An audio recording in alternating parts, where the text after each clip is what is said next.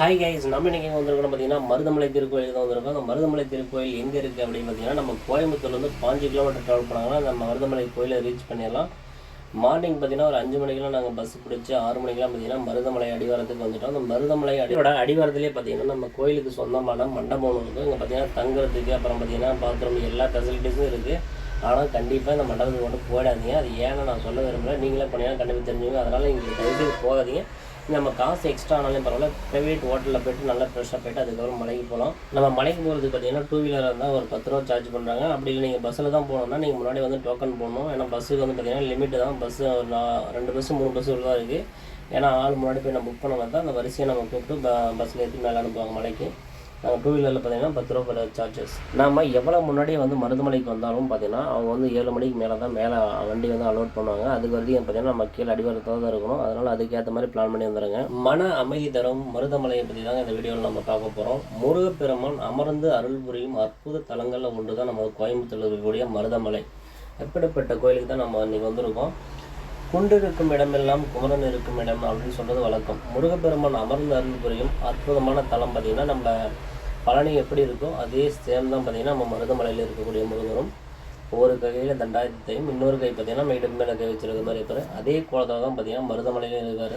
அருணகிரிநாதரால் பாடப்பெற்ற இத்தல முருகப்பெருமான் பார்த்திங்கன்னா, அதாவது முருகனுடைய 6 படை வீடுகள் இருக்குது, எல்லாருக்குமே தெரியும். இது வந்து பார்த்திங்கன்னா மருதமலை வந்து 7வது படை வீடு அப்படின்னு சொல்லி நம்ம புகழ்ந்து வந்து அருணகிரிநாதர் வந்து பாடியிருக்கார் நம்ம மருதமலையை.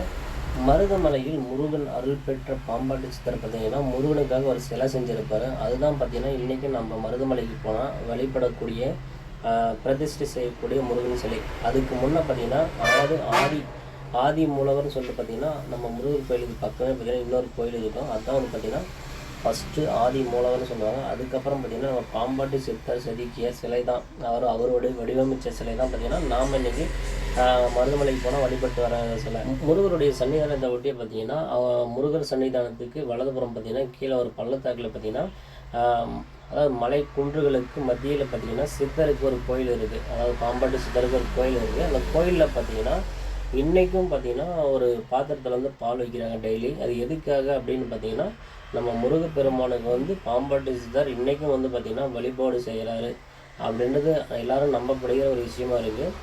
அந்த பால் பார்த்திங்கன்னா காலையில் ஊற்றி வைக்கிறாங்கன்னா திரும்ப மறுநாள் பார்க்கும்போது பார்த்திங்கன்னா பாலின் அளவு குறைஞ்சிருக்கு. இதனால் பார்த்திங்கன்னா பாம்பாட்டி சித்தர் இன்றைக்கும் வந்து பார்த்திங்கன்னா முருகப்பெருமானுக்கு வழிபாடு செய்கிறாரு அப்படின்னு எல்லாருமே நம்புகிறாங்க.